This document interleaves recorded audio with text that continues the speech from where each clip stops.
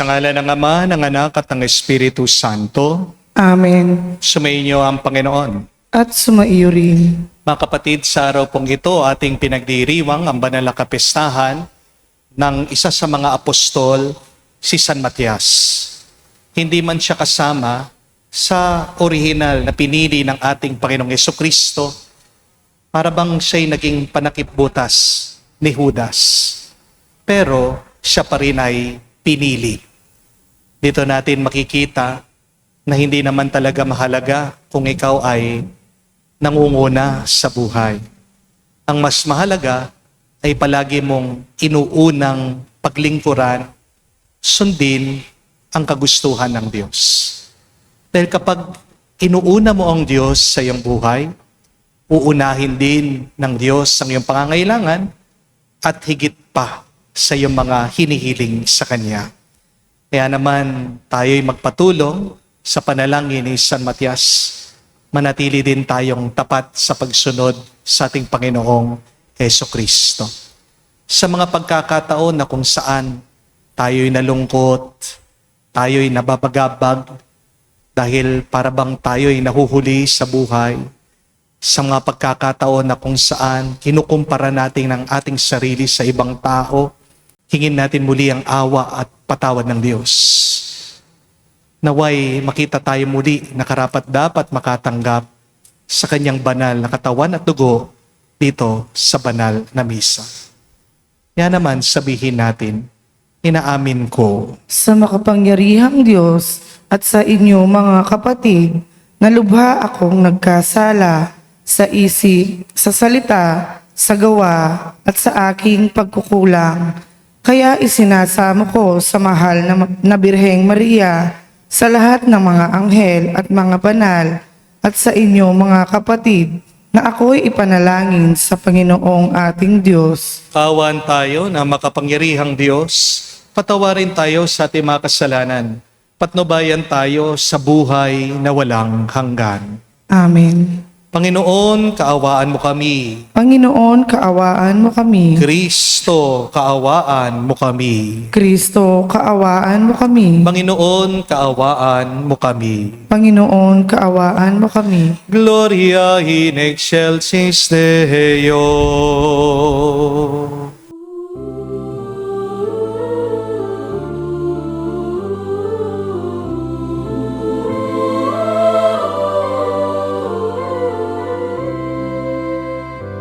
Luwalhati sa Diyos sa kaitaasan, kaloob sa lupa ay kapayapaan.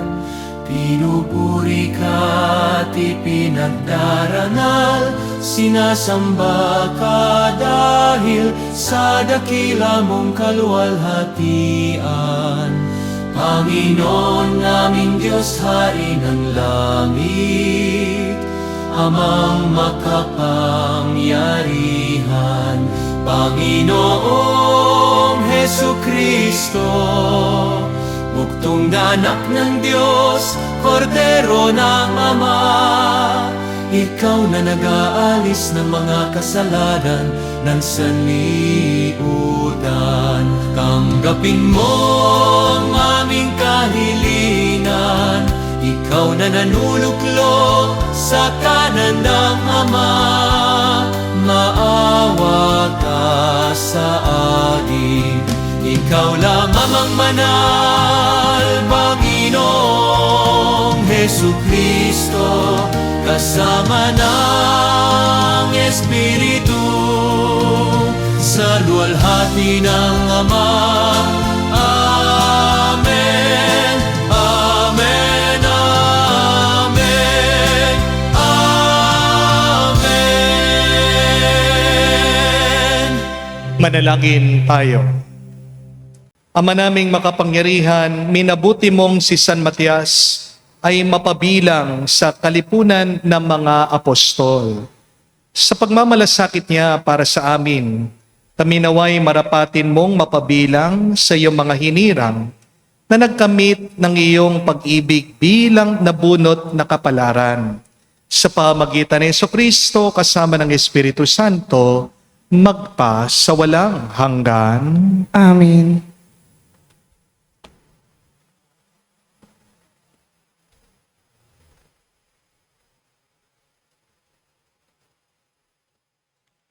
Pagbasa mula sa mga gawa ng mga apostol.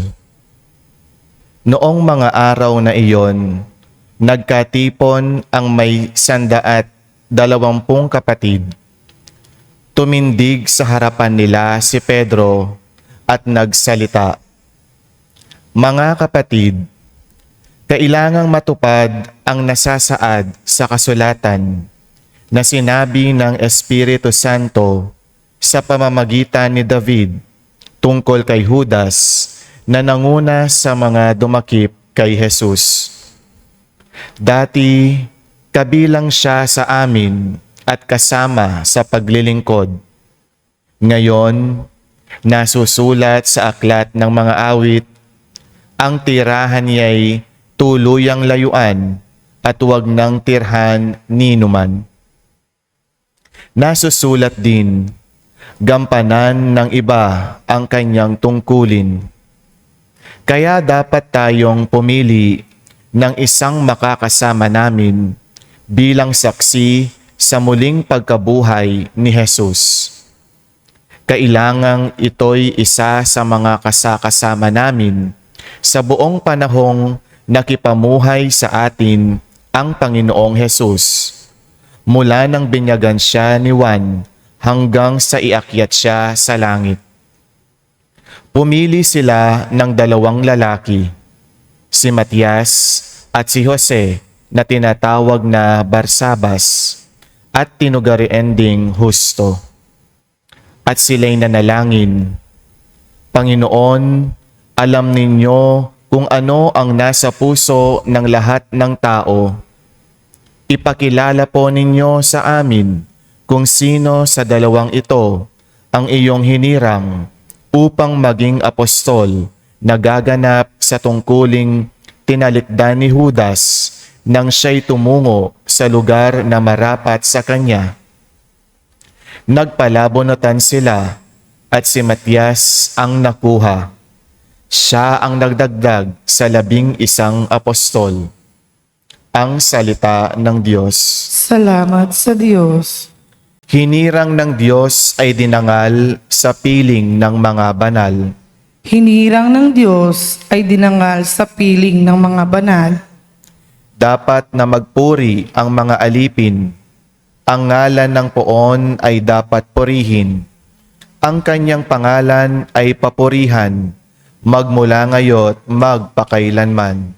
Hinirang ng Diyos ay dinangal sa piling ng mga banal. Buhat sa silangan hanggang sa kanluran, ang ngalan ng poon pupurihing tunay. Siya'y nagahari sa lahat ng bansa, lampas pa sa langit ang pagkadakila. Hinirang ng Diyos ay dinangal sa piling ng mga banal. Walang makatulad ang Panginoong Diyos na sa kalangitan doon naluluklok. Buhat sa itaas siya'y tumutunghay. Ang lupa at langit kanyang minamasdan. Hinirang ng Diyos ay dinangal sa piling ng mga banal. Mula sa alabok ang mga mahirap, sa pagkalugami ay itinataas, sa mga prinsipe ay isinama, nagiging prinsipe ang mga lingkod niya. Hinirang ng Diyos ay dinangal sa piling ng mga banal.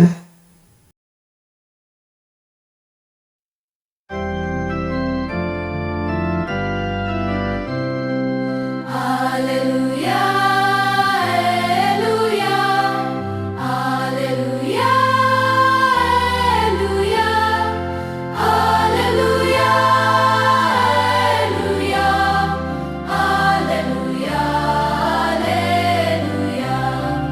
Alleluia, Alleluia, Alleluia, Alleluia, Aleluya, aleluya.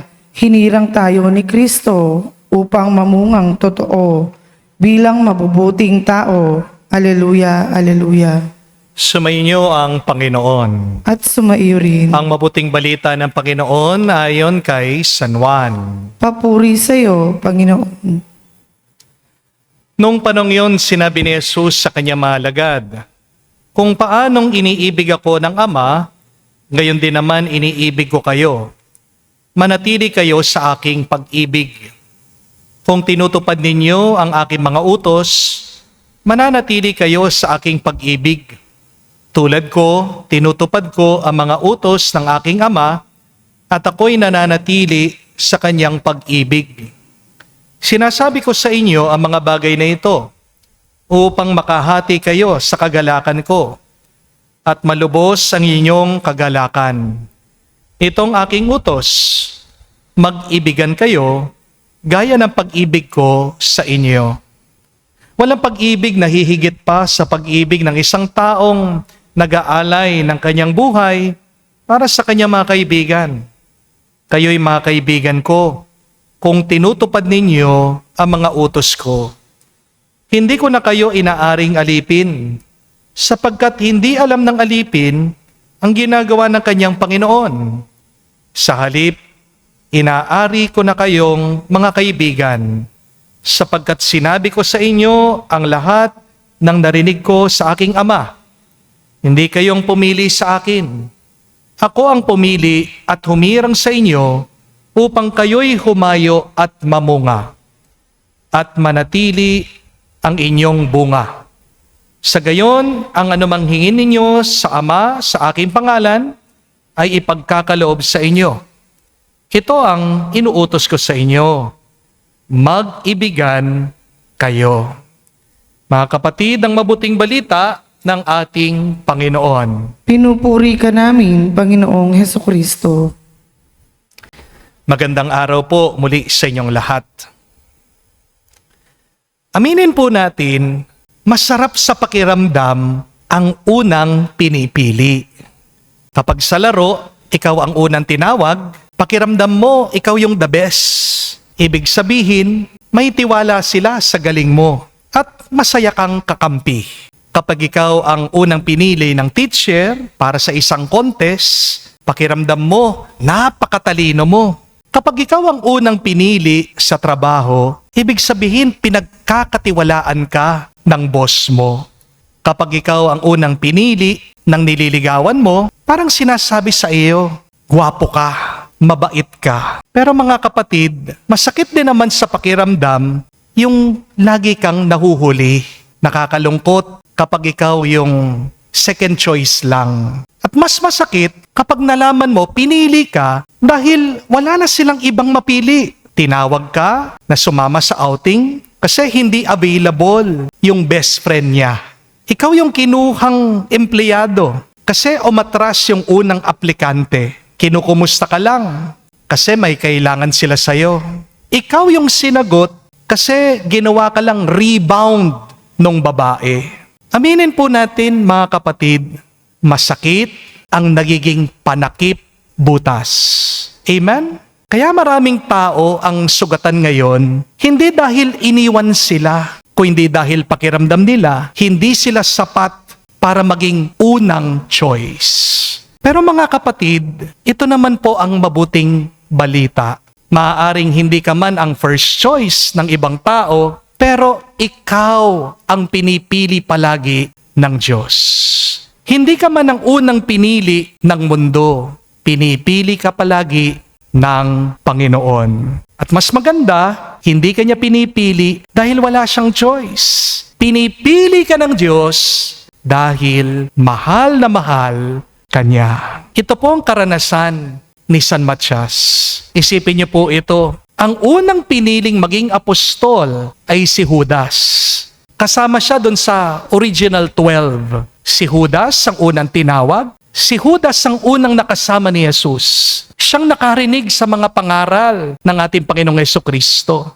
Si Judas ang nakakita ng maraming himala ng ating Panginoon. Nakasalo pa nga ni Jesus si Judas sa hapagkainan. Pero bandang huli, si Judas pa yung bumitiw. Si Judas pa yung nagtaksil. Si Judas pa yung lumayo sa Diyos. At si San Matias, tahimik lang siya sa gilid.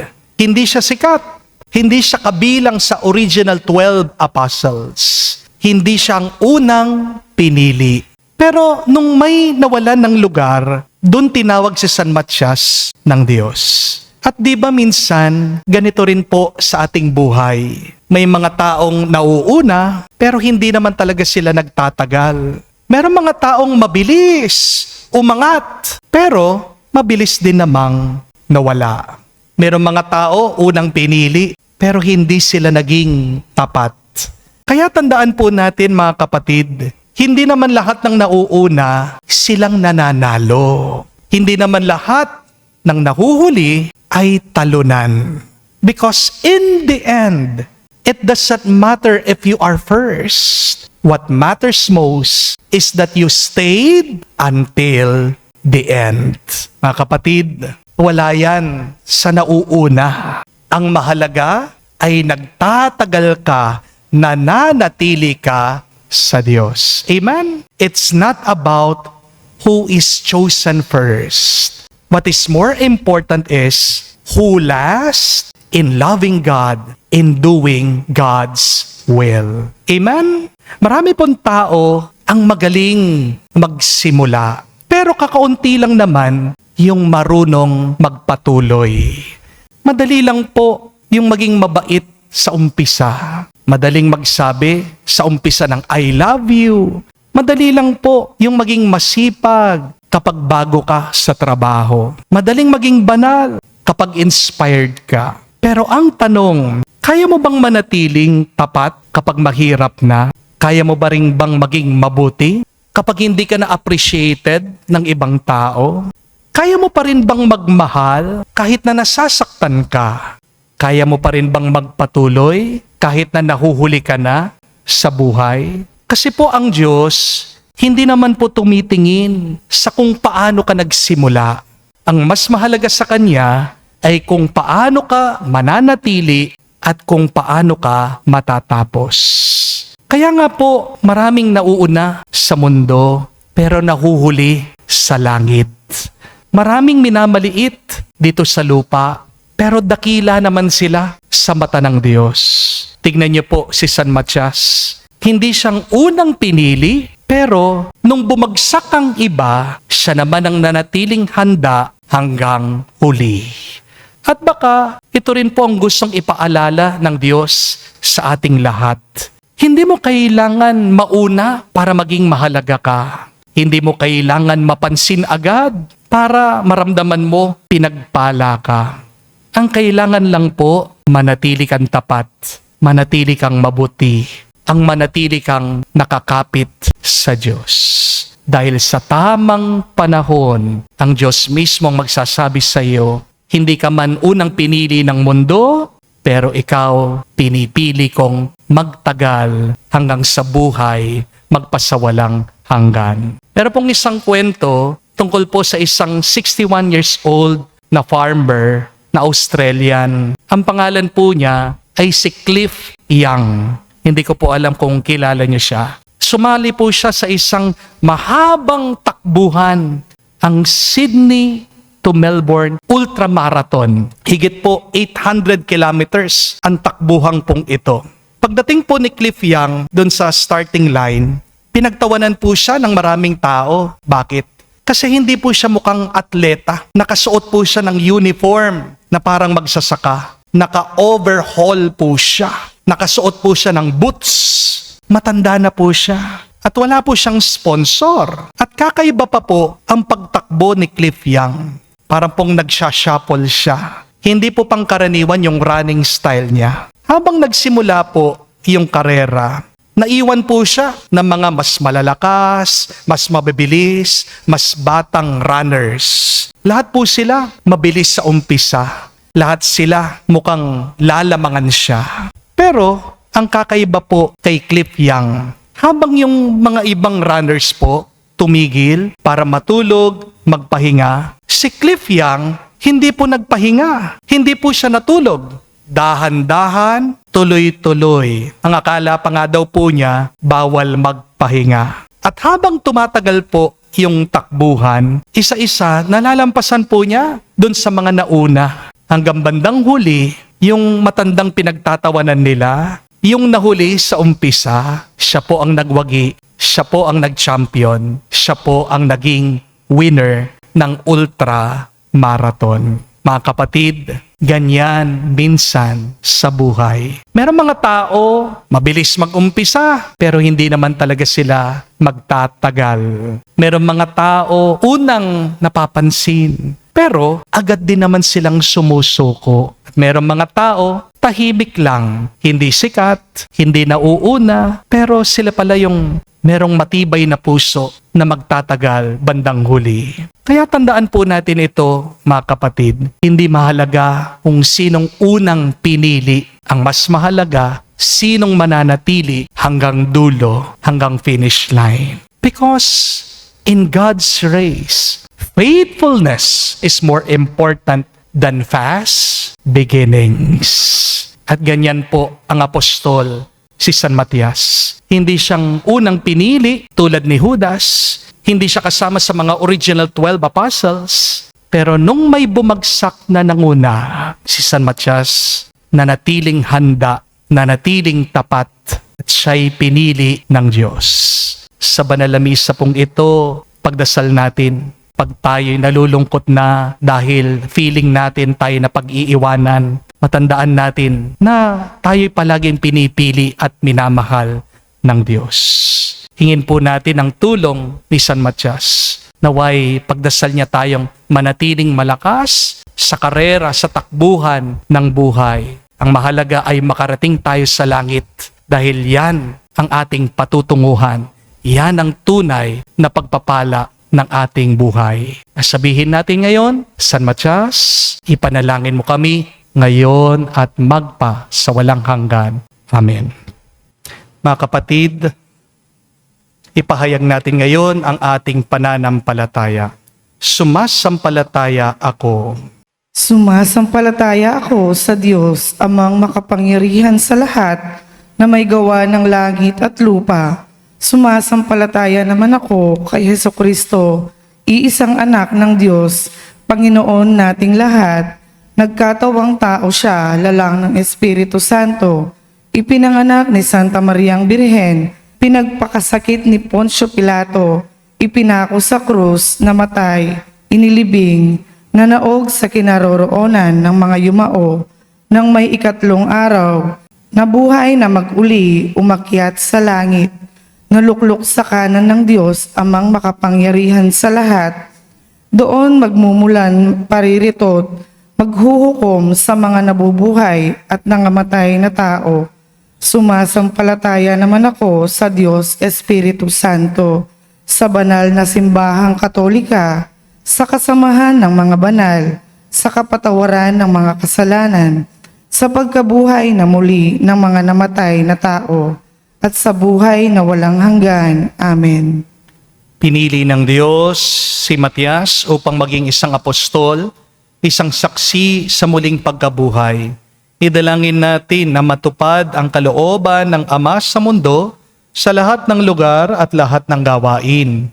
Ating sabihin, Panginoon, dinggin mo kami. Panginoon, dinggin mo kami, ang Santo Papa at mga obispo, naway patnubayan ng Espiritu, ng karunungan, lalo na sa kanilang paglilingkod bilang mga pastol ng simbahan. Manalangin tayo sa Panginoon. Panginoon, dinggin mo kami.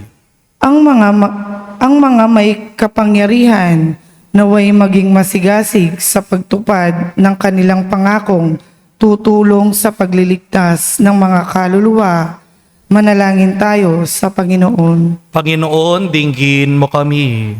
Ang bukasyon ng pagpapari at pagiging relihiyoso sa ating pamayanan at pamilya naway dumami. Manalangin tayo sa Panginoon. Panginoon, dinggin mo kami. Sa katahimikan po ng ating puso, banggitin natin, sabihin natin sa Diyos ang ating mga personal na pangangailangan. Diyos naming makapangyarihan, pinili kami ng iyong anak at nagbunga ito sa aming buhay. Pagkaloob mo ang mga kahilingang nilalapit namin sa tulong ni San Matias sa pamagitan ni Kristo, aming Panginoon. Amen.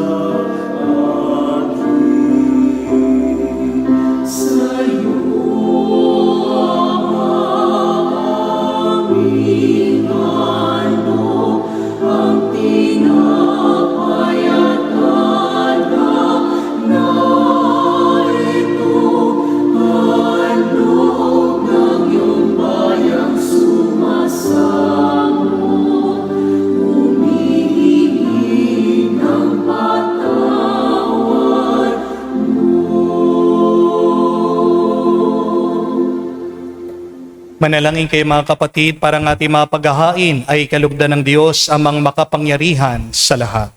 Tanggapin nawa ng Panginoon itong paghahain sa iyong mga kamay sa kapurihan niya at karangalan sa ating kapakinabangan at sa buong sambayanan niyang banal. Ama naming lumikha, tanggapin mo ang mga alay ng iyong sambayanan. Ngayong kapistahan ni San Matias, pakundangan dito, patibayan mo kami sa iyong pag-ibig na makapangyarihan sa pamagitan ni Jesucristo kasama ng Espiritu Santo, magpa sa walang hanggan. Amen. Sumainyo ang Panginoon. At sumaiyo rin. Itaas sa Diyos sa inyong mga puso at diwa. Itinaas na namin sa Panginoon. Pasalamatan natin ang Panginoong ating Diyos. Marapat na siya ay pasalamatan. Ama naming makapangyarihan, tunay nga marapat na ikaw ang aming pasalamatan. Sa pamagitan ni Jesucristo na aming Panginoon, tinatag niya ang iyong sambayanan at mga apostol ay sa ligat katuwang sa pananatili ng iyong pagmamahal na di nagwawakas kahit kailan. Kaming sambayanan mo dito sa daigdig ay katibayan ng pamumuhay sa langit. Kaming naririto ay takapaghiwatig sa pagkakaisa ng tanan sa iyong pag-ibig. Kaya kaisa na mga anghel nagsisiawit ng papuri sa iyo. Nang walang humpay sa kalangitan, kami nagbubunyi sa iyong kadakilaan.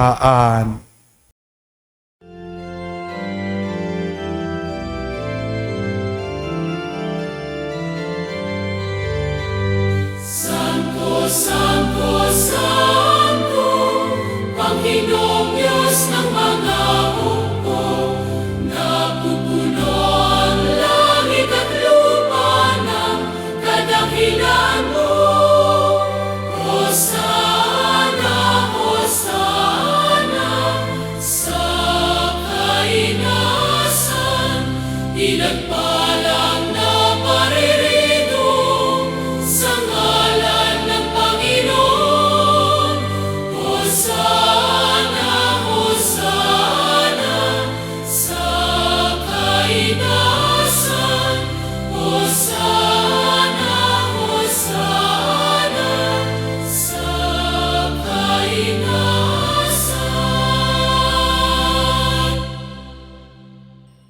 Ama naming banal, ikaw ang bukal ng tanang kabanalan. Kaya't sa pamagitan ng iyong Espiritu, gawin mong banal ang mga kaloob na ito, upang para sa amin, maging katawan at dugo ng aming Panginoong Hesu Kristo. Bago niya pinagtiis ang kusang loob na maging handog, hinawakan niyang tinapay, pinasalamatan kanya, Pinaghati-hati niya iyon, inabot sa kanya malagad at sinabi, "Tanggapin ninyong lahat ito at kanin. Itong aking katawan na ihahandog para sa inyo."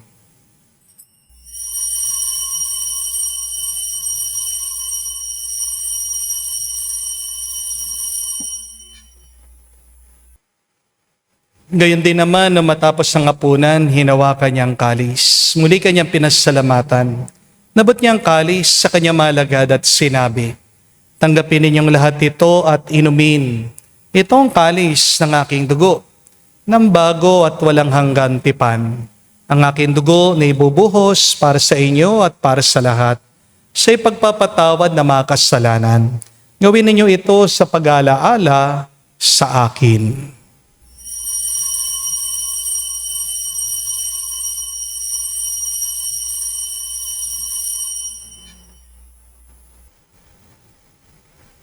Ang misteryo ng pananampalataya. Aming ipinahayag na namatay ang iyong anak, nabuhay bilang Mesiyas at magbabalik sa wakas para mahayag sa lahat. Ama, ginagawa namin ngayon ang pag-alaala sa pagkamatay, muling pagkabuhay ng iyong anak. Kaya tinialay namin sa iyong tinapay, nagbibigay buhay, at ang kalis na nagkakaloob ng kaligtasan. Kami nagpapasalamat dahil kami iyong minarapat na tumayo sa harap mo para maglingkod sa iyo. Sinasamo namin kami magsalo-salo sa katawan at tugon ni Kristo ay mabuklod sa pagkakaisa sa pamagitan ng Espiritu Santo. Amalingapin mong iyong simbahan, laganap sa buong daigdig. Puspusin mo kami sa pag-ibig. Kaisa ni Leon ang aming Santo Papa, si Florentino aming Arsobispo ng Tanang Kaparian. Alalahanin mo rin ang aming mga kapatid na nahimlay, may pag-asang sila'y muling mabubuhay. Gayon din naman lahat ng mga pumanaw. Kawan mo't salat patuloyin sa iyong kaliwanagan. Kawan mo't pagindapatin kaming lahat, makasalo sa iyong buhay na walang wakas. Kaisa na mahal na Birhen Maria, Ina ng Diyos. Kaisa ni San Jose, ang kanyang maluwalhating esposo. Kaisa ng mga apostol, lahat ng mga banal, si San Matias, na namuhay dito sa daigdig, nakalugod-lugod sa iyo. May pagdiwang naman namin ang pagpupuri sa ikararangal mo sa pamagitan ng iyong anak, aming Panginoong Heso Kristo. Sa pamamagitan ni Kristo, kasama niya at sa Kanya, ang lahat ng parangal at papuri ay sa iyo, Diyos Ama, makapangyarihan, kasama ng Espiritu Santo, magpasawalang hanggan. Amen, amen, amen, amen, amen, amen. Sa nakagaling na utos sa turo ni Jesus sa Panginoon natin na Diyos, ipahayag natin ang lakas, loob.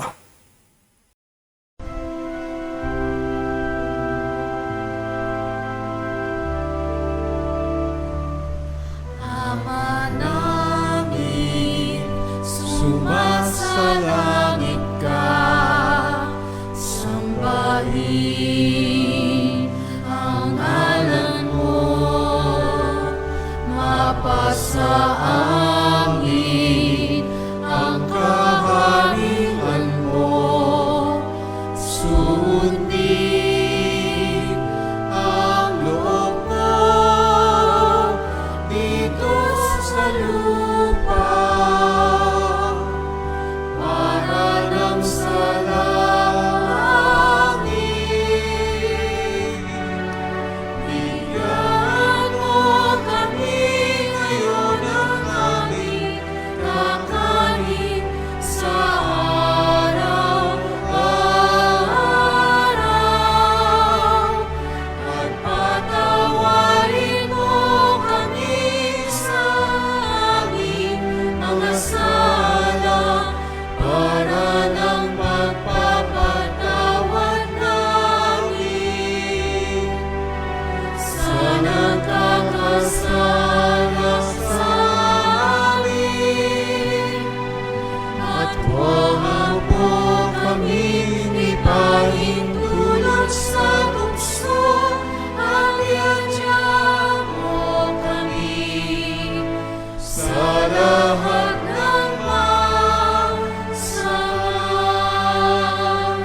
Hinihiling namin kami, Adyas, sa lahat na masama, pagkalooban ng kapayapaan araw-araw, iligtas sa kasalanan, ilayo sa lahat ng kapahamakan, samantalang aming pinanabikan ang nakilang araw ng pagpapahayag ng tagapagligtas naming si Heso Kristo.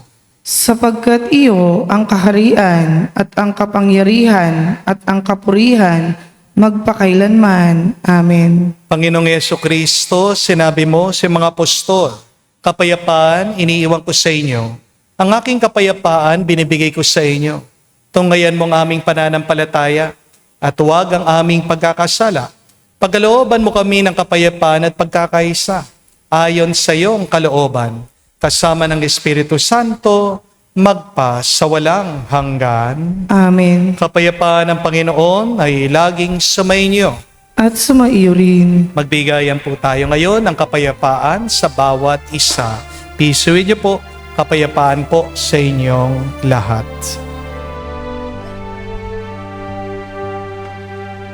Kordero ng Diyos na nag-aalis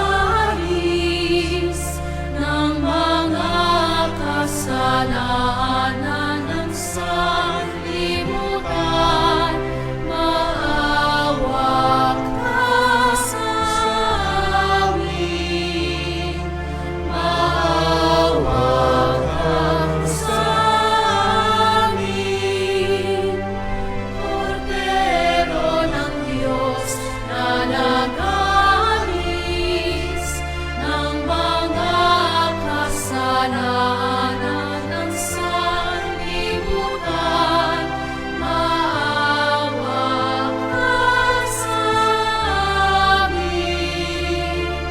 Maawa ka sa amin. Kordero ng Diyos na nag-aalis ng mga kasalanan ng sanlibutan, ipagkaloob mo sa amin ang kapayapaan.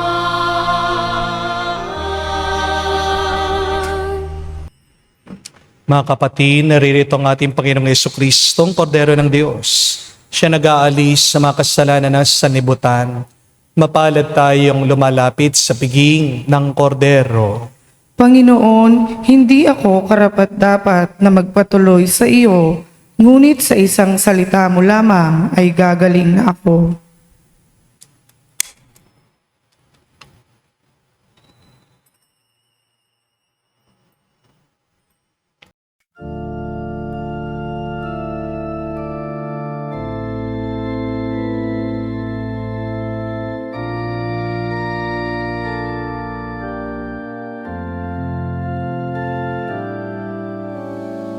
Lord, here I am to answer your call.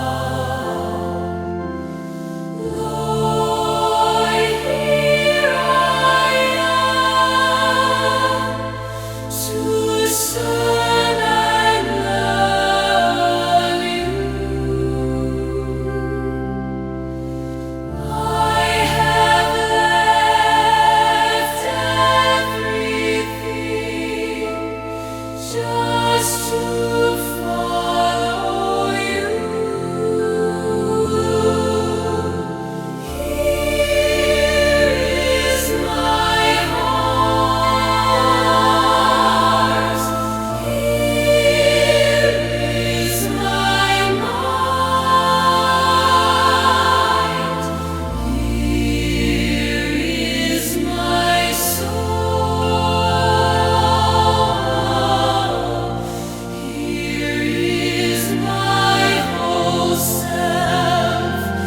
I am for you and you alone.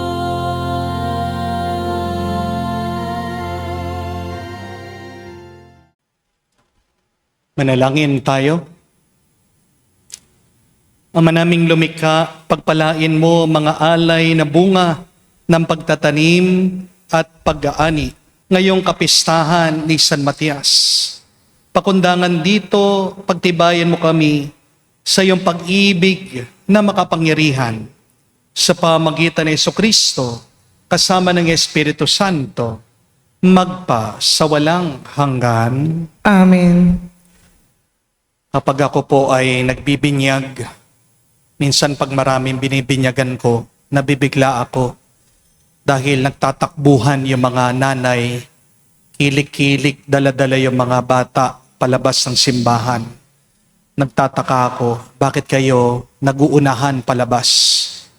Yan po pala may ariya, meron pong pamahiin. Ang paniniwala daw po ng mga matatanda, kung sino daw po sa mga batang unang lumabas sa simbahan, siya daw pong mangunguna sa buhay. Alam niyo po ba yon? Pero ang tanong, totoo po ba yon? Hindi po. Dahil maaaring una ka nga sa buhay. Pero pag nahuhuli ka naman sa pagsunod sa Diyos, bigo ka. Mauubos ang pagpapala mo. Dahil lang dapat unahin mo sa iyong buhay ay ang pinagmumulan ng buhay at ng pagpapala, walang iba kung hindi ang Diyos. Kaya huwag po kayong malulungkot kung nahuhuli kayo sa buhay. Dahil ang mas mahalaga, mahal ka ng Diyos, pinipili ka ng Diyos. Ang sukatan ng tagumpay ng Diyos ay hindi ang medalya, hindi ang pera, hindi ang recognition o palakpak ng ibang tao, pero tinitingnan ng Diyos ay ang ating katapatan. God measures our success through our faithfulness. Wala yan sa kung sinong nauna, pero mas mahalaga, sinong nananatili. Sino ang nandyan hanggang huli. Kaya nga, maaaring mag-umpisa ka na huli, mag-umpisa kang naghihirap, pero matatapos ka naman na tapat at mabuti. The question is, how will you end? Paano mo tatapusin ang buhay mo? Na may katapatan?